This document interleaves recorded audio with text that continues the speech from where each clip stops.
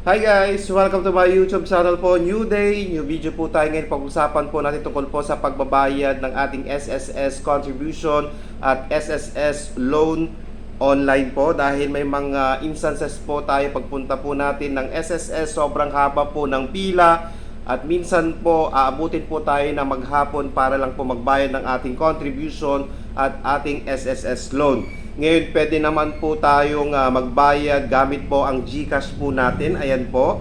Kung meron po kayong SSS online, pwede po kayong mag-generate ng inyong PRN or Payment Reference Number po para po magbayad ng inyong contribution or magbayad ng inyong SSS loan. Okay?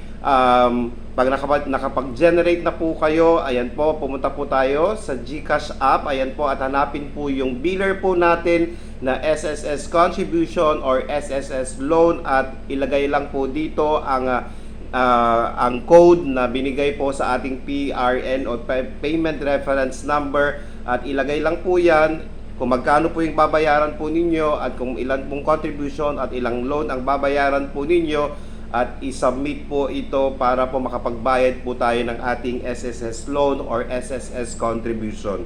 Hassle-free na po ito guys. Ayan po, so sa ating mga members po dyan na may mga binabayarang loans or contribution po, gumamit na po ng GCash app para po mapadali ang inyo pong transaction dahil minsan nga po sobrang haba po ng pila sa SSS branches po at makakatipid pa po kayo ng pamasahe po.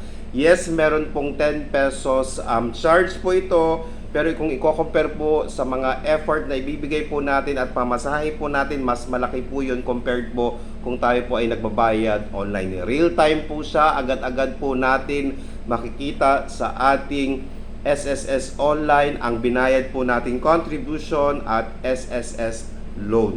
Sana po nakatulong po ako. Please do not forget to subscribe, like, and share para po lagi po kayong updated sa ating mga videos. Maraming salamat po and stay safe. Bye-bye!